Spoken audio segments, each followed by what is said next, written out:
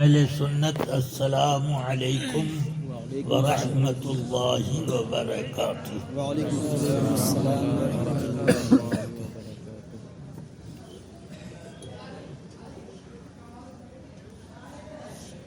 الحمد للہ نحمده ونصلي ونسلم على رسوله الكريم وعلى آله وأصحابه أفضل الصلاة وأكمل التسليم، أما بعد، فأعوذ بالله من الشيطان الرجيم، بسم الله الرحمن الرحيم۔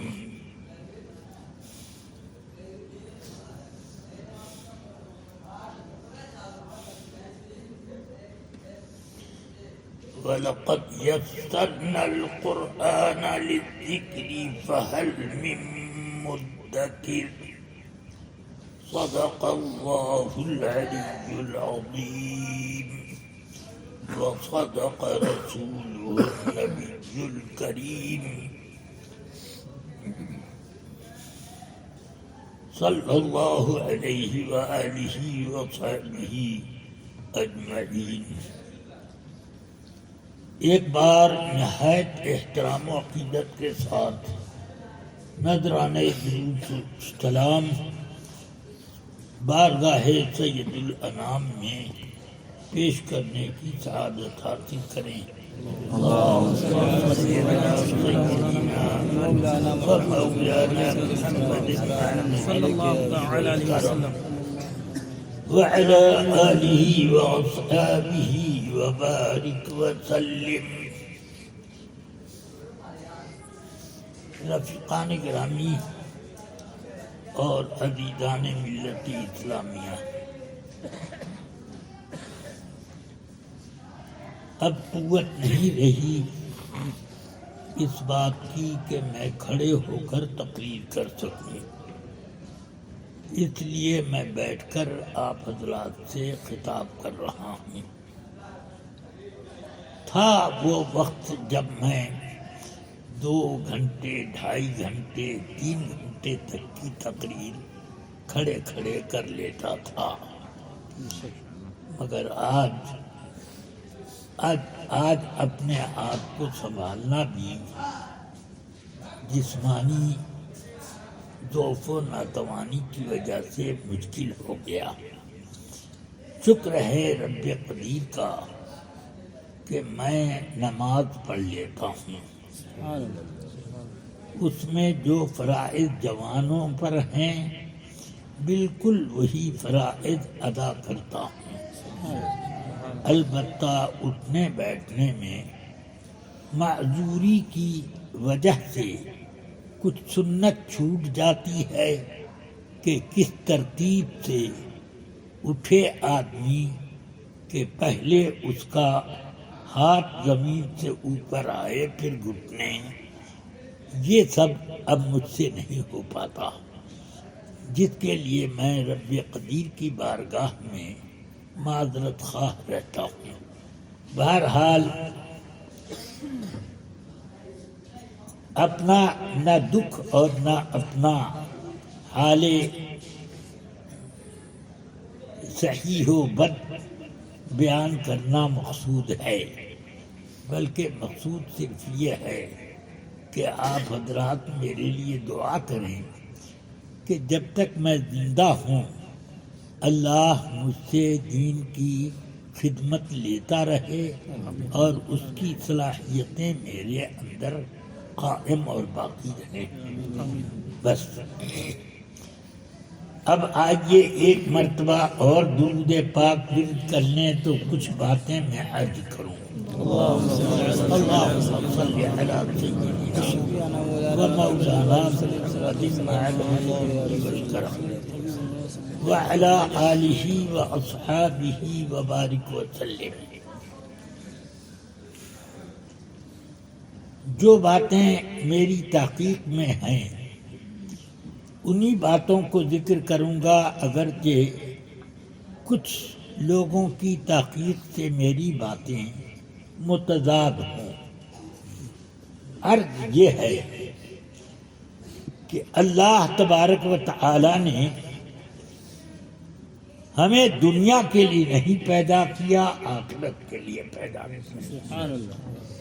اور الدنیا مزرعۃ الآخرہ، دنیا کھیتی باڑی ہے، آخرت کے لیے فصل وہاں کٹے گی، یہاں جوتا بویا جائے گا. بات سمجھ میں آ رہی ہے؟ دنیا میں کون ایسا ہے جسے سفر آخرت نہیں کرنا ہے، ہمیشہ وہ اس دنیا میں رہے گا؟ سن لو، یہ دنیا ہمیشہ نہیں رہنے والی، تو کوئی اس دنیا میں ہمیشہ کیسے رہے گا؟ اس لیے اب آخرت کی سب سے پہلے اور سب سے زیادہ ضروری فکر چاہیے. اور جو کوئی آخرت کی زیادہ فکر کرتا ہے، اللہ اس کو دنیا میں بھی عزت عطا فرماتا ہے.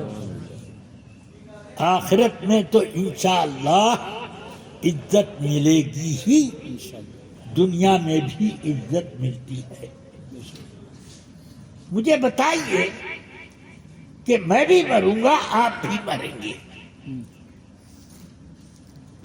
آپ کیوں فقیہ ملت کا عرس مناتے ہیں؟ ہر آدمی کا عرس کیوں نہیں منایا جاتا؟ جس کو زیادہ فکر آخرت ہے تو جانے کے بعد بھی لوگ ان سے اکتساب فیض آخرت کرتے ہیں اور اکتساب فیض دنیا بھی کرتے ہیں. سن لو، اللہ تعالی نے ہمیں دنیا میں جب آخرت کے لیے پیدا کیا تو آخرت کی کام بھی اللہ نے ہم کو بتا دیے. ان کاموں کو انجام دینے کا طریقہ بھی بتایا. سب سے قریب طریقہ یہ ہے، کونوا مع الصادقین، سچوں کے ساتھ رہو. قریب طریقہ یہ ہے کہ اتقوا اللہ وابتغوا الیہ الوسیلہ، اللہ سے ڈرو اور رب تک پہنچنے کا وسیلہ مضبوط کرو. سمجھ میں آئی بات؟ تو یہ وسیلے یہ لوگ ہیں، ان سب کو اختیار کیا جائے. مجھے اس لفظ سے بہت تکلیف ہوتی ہے کہ مسلمان سے زیادہ کوئی بے علم نہیں. لا الہ الا اللہ، مسلمان سے زیادہ کوئی علم نہیں رکھتا. اگر علم رکھتا ہے تو دنیا کا علم رکھتا ہے. وہ اللہ کو نہیں پہچانتا، وہ رسول اللہ کو نہیں پہچانتا، وہ اس کے صحابہ کو نہیں مانتا، ان کی اعلی اطہار کو نہیں سمجھتا. اس لیے یاد رکھو، علم اگر کسی کے پاس ہے تو وہ صرف قوم مسلم ہے. جس چیز کا علم اللہ نے ہمارے اوپر فرض کیا کہ طلب العلم فریضۃ علی کل مسلم و مسلمہ، جس چیز کو اللہ نے تمہاری دنیا کی ضروریات میں رکھا ہے اور آخرت کے اسباب میں بنایا ہے، ان چیزوں کا علم حاصل کرو. اس لیے اللہ کی معرفت سب سے پہلے ضروری ہے، تو اللہ کے بارے میں علم سب سے زیادہ ضروری ہے، اور رسول اللہ کی معرفت اسی طرح ضروری ہے کہ اللہ کی معرفت جس طرح ضروری ہے. اس لیے ان کو بھی پہچانو اور ان کا بتایا ہوا علم اپنے پاس محفوظ کرو. سمجھ میں آئی بات؟ اس لیے اگر ہمارے بزرگوں نے قرآن کو یاد کر کر کے دنیا میں پھیلایا نہ ہوتا، حدیثوں کو پڑھ پڑھ کر سنایا نہ ہوتا، اور فقہ کی کتابیں اور مسائل کا اشتہار ہمارے بزرگوں نے نہ کیا ہوتا، تو آج ہم میں سے کوئی آخرت کے سفر کے قابل نہ رہتا، اگرچہ وہ سفر کرنا ہی پڑے گا مگر کامیاب سفر نہیں کر پاتا۔ اس لیے ہم اپنے بزرگوں کو بے علم نہیں مانتے، سب سے بڑا عالم ان کو مانتے ہیں۔ سمجھ گیا؟ ہمارے اوپر علم فرض ہے۔ علم کس چیز کو کہتے ہیں؟ علم وہ ہے انما العلم بالتعلم من الانبیاء، علم وہ علم ہے جو انبیاء کی بارگاہ سے حاصل کیا گیا۔ سمجھ میں آیا؟ میں مانتا ہوں کہ حضرت فقیہ ملت نے IAS کی ڈگری نہیں کی، مگر کوئی بھی مسلمان IPS ہو کہ IAS ہو، میدان حشر میں ان کا محتاج نظر آئے گا۔ نعرے تکبیر۔ ان کا علم وہ تھا کہ رسول پاک فرماتے ہیں من یرد اللہ بہ خیرا یفقہہ فی الدین، اللہ جس کو بڑی بھلائی دینا چاہتا ہے اس کو دین کا فقیہ بناتا ہے، یہی علم ہے۔ اسی لیے قرآن مجید میں اور باتوں کو فرمایا گیا ان یظنون الا ظنا ما لهم به من علم، بس یہ سب گمان کا ہے جس کو علم لوگ کہتے ہیں۔ علم وہی ہے جو اللہ رسول کے دربار کا وہی پہنچانے والا ہے۔ میں خدا کی قسم جو کہتا ہوں وہ کہوں گا۔ اللہ نے فرمایا انتم الاعلون ان کنتم مؤمنین، تم لوگ غالب رہو گے جب تک تم مومن رہو گے۔ یہ نہیں کہا کہ تم غالب رہو گے جب تک IPS پیدا کرتے رہو گے، ICS پیدا کرتے نہیں، ایمان میں زور پیدا کرو، ایمان مضبوط کرو۔ ایمان کا تو حال یہ ہے کہ ایک سپاہی سامنے آ جاتا ہے تو لوگ دروازہ بند کر لیتے ہیں، یہ ایمان کا۔ سنو، یہ سب نہیں، بلکہ اصل یہ ہے کہ آدمی خدا سے ڈرے تو سب کچھ اس سے ڈرے گا۔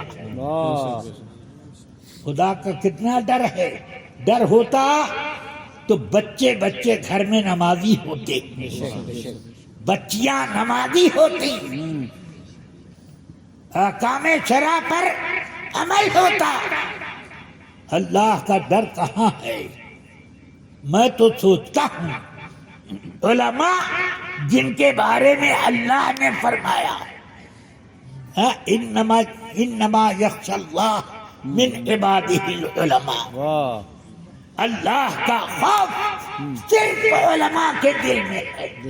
میں تو دیکھتا ہوں کہ آج اگر اس بنیاد پر علماء کو تولا جائے تو علماء نہیں مل رہے۔ میں بھی اس میدان میں کچا ہوں، سمجھ میں آ رہا ہے؟ ہمارے وہ لوگ بزرگ تھے کہ تلوار کے سائے میں بھی تلوار سے نہیں ڈرتے تھے، وہ اللہ سے ڈرتے تھے۔ شیخ سعدی فرماتے ہیں کہ یکے دیدم در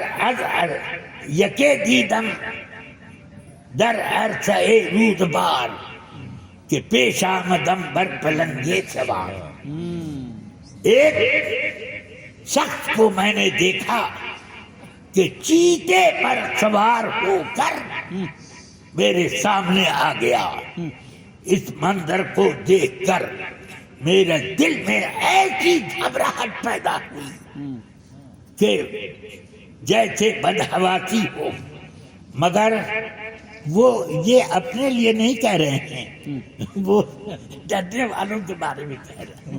ہاں, وہ تو انہوں نے, یہ ان کی تواضع ہے کہ وہ انہوں نے اپنے بارے اپنا نام لے لیا. تو ایسا چنا ہول, ایسا دل میں ہول پیدا ہوا کہ میرے پاؤں زمین میں گڑ گئے. اب کیا ہوا؟ تو انہوں نے چیتے پر سوار جو تھے, انہوں نے میری یہ حالت دیکھی تو کہا, سعدی تو اس کی اطاعت کر جس نے تجھے پیدا کیا, تو ساری مخلوق تیری اطاعت و فرما برداری کرے گی. مطلب کیا کہ میں اللہ کا فرما بردار ہوں تو چیتا بھی میرا فرما بردار ہے, جو آدمی کو چیر پھاڑ کے فوراً کھا جاتا ہے. شیر ببر تو ذرا دیر کرتا ہے, سونگتا ہے, پہچانتا ہے, یہ کرتا ہے, مگر چیتا ایسا خطرناک ہے کہ جہاں دیکھا جھٹ وہ حملہ کر دیتا ہے. یہ حالت ہے. تو اب یہ مجھے ڈرنے کی کیا ضرورت, جب اللہ کا ڈر ہے, اس کی اطاعت ہے, تو یہ مجھ سے ڈرے گا اور یہ میری اطاعت کرے گا. سبحان اللہ. سمجھ میں آ رہی ہے بات؟ اس طرح سنو, خلفائے راشدین کا زمانہ سب سے بہتر زمانہ اس امت کے لیے, رسول پاک کے بعد سب سے بہتر زمانہ ان کا. خلفائے راشدین کے زمانے میں کیا شان تھی, پورا یورپ لرزتا تھا, ساری دنیا میں اسلام کا خلخلہ تھا کہ کیا شان ہے مسلمانوں کی. لوگ کچھ نہیں ڈرتے, بڑے بڑے پہلوانوں, سورماؤں اور لوہے میں مستغرق ایسے لباس کے سر سے لے کر پاؤں تک لوہا, مگر اس پر بھی انہوں نے تلواروں سے حملہ کر کے بالکل ختم کر دیا. وہ نہیں ڈری. آج ہم لوگ یہاں کیسے ہیں؟ ہم لوگ ہمارے بزرگوں کی امانت ہے, سمجھ گئے؟ اس لیے چاہیے کہ ان بزرگوں نے جو یہ کمائی کر کے ہندوستان بھر میں پھیلائی ہے, یہ ان بزرگوں کا ہے کہ طریقے پر رہ کر اللہ کی اطاعت و فرما برداری کریں.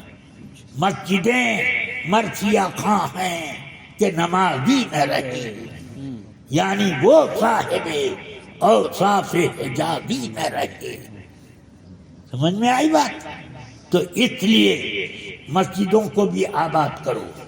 بازاروں کی یہ شان سیدنا عمر فاروق رضی اللہ عنہ کے زمانے میں اٹھائیے.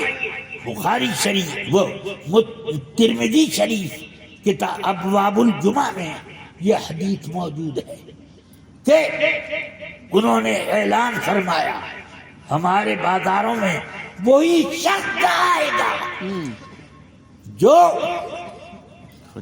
دین کا فقیہ, شاندار مفتی ہو, وہی آئے گا. اور آج تو مفتی بازار میں جا ہی نہیں سکتا. ہاں, وہ کیوں ایسا کیا؟ خریدار بھی مفتی ہو اور بیچنے والا بھی مفتی ہو، تاکہ دانا دانا پاکیزہ رہے۔ روزی پاک پہنچے گی تو پاک دل اور ساری پاکیزہ قوتیں بیدار رہیں گی۔ سمجھ میں آ رہی ہے بات؟ اس لیے یہ کرو۔ کچھ بڑے بڑے خطبہ مسلمانوں کے اوپر تنگ کرتے ہیں، میں کہتا ہوں آج جیسا ہونا چاہیے تھا اس اعتبار سے ہندوستان کے مسلمان دین کے معاملے میں اور جگہوں سے زیادہ بہتر ہے کہ نہیں؟ اور جگہوں کے حالات سے دیکھیے یہاں کے بہتر ہے، مگر میں چاہتا ہوں کہ ذرا اپنا ایمان تازہ کرو، اعمال صالحہ کے عادی بنو۔ سمجھ گئے؟ ہاں، اب تو یہ حال ہو گیا ہے کہ کچھ لوگ ہوٹل چلانا بند نہیں کرتے، رمضان میں سامنے لال پردہ لگا دیتے ہیں کہ جس کو خون پینا ہے ادھر آوے۔ سمجھ گئے؟ ہاں، وہ ادھر آوے، یہی تو ہے۔ اس لیے رفیقان ملت ہمارے بزرگوں کا یہ ہے کہ وہ سفر کرتے تھے سخت ترین گرمیوں کے دن میں بھی، تو وہ روزہ رکھ کر کے جاتے آتے تھے۔ میں بھی اسی پر عمل کرنے کی پوری کوشش کرتا ہوں۔ زندگی میں شاید 1 یا 2 بار ایسا واقعہ ہوا ہو کہ میرا جب دم گھٹنے لگ گیا پیاس کی شدت سے تو سفر میں نے پانی پی لیا، مگر گھر پہ یا ایسی جگہ جہاں پر سائے میں رہنے کا موقع ملتا ہو وہاں یہ سب کرنے کی ہمت ہی نہیں پیدا ہو۔ سمجھیے آپ اس طرح پر تو کچھ کریں۔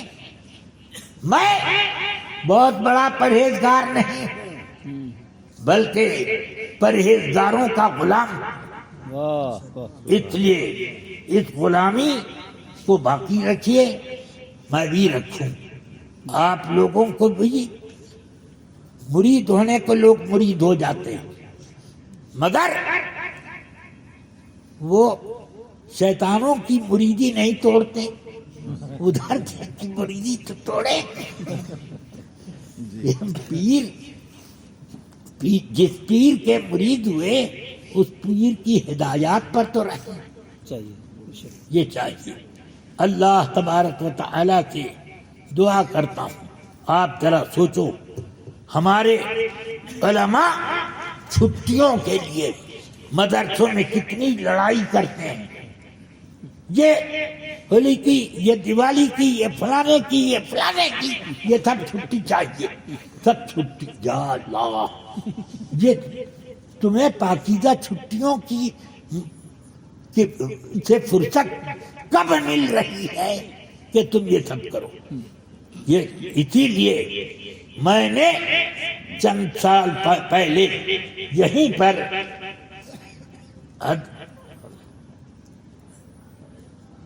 وہ حضرت مولانا عبد القادر صاحب سے عرض کی تھی، عرض کی تھی کہ یہ ٹیچر ایسوسیشن چھٹیوں اور دوسرے معاملات میں اس قدر آگے بڑھتی جا رہی ہے کہ جاڑے کی چھٹی، گرمی کی چھٹی، کچھ دنوں کے بعد رمضان کی چھٹی، یہی تو ہوگا۔ نہ لوگ پڑھائیں گے رمضان میں، نہ مدرسے کا چندہ کریں گے، نہ کوئی قرآن سنانے کسی مسجد میں جائے گا، یہی ہوگا۔ اس لیے ذرا اس پر آپ قابو پانے کی کوشش کریں۔ میں نے ان سے عرض کیا تھا، اسی لیے تو عرض کیا تھا، میں چاہتا ہوں کہ اب ہمارے پاکیزہ علماء پیدا ہونے شروع تو ہوں۔ آج عالم جتنے ہیں میرے بچپن میں اس کی چوتھائی بھی نہیں تھی، مگر وہ عالم جو آدھے عالم تھے وہ آج کے بڑے بڑے عالم کے اچھے تھے. کیا بات. سمجھ میں آیا؟ یہ حالت تھی. اور کبھی وہ جھوٹ نہیں بولتے تھے، کبھی غلط روی نہیں ہوتی. میں نے بچپن میں ایسے علماء دیکھے، مگر اب میں دیکھتا ہوں تو میں خود بھی سوچتا ہوں کہ میں جب خود ہی پورے طور پر اللہ سے نہیں ڈر رہا ہوں تو ان چھوٹے چھوٹے علماء کو کیا کرا. مگر پھر بھی جب رہا نہیں جاتا تو کچھ تنبیہ کر دیتا ہوں. بس انتم الاعلون ان کنتم مؤمنین، مومن رہو گے تو غالب رہو گے. بس یہ سوچو. اور اسی پر میں بات کو ختم کرتا ہوں. قل شریف کا وقت بھی ہو گیا ہے، اس لیے حضرت آغاز قل فرمائیں. ہاں حضرت قاری کا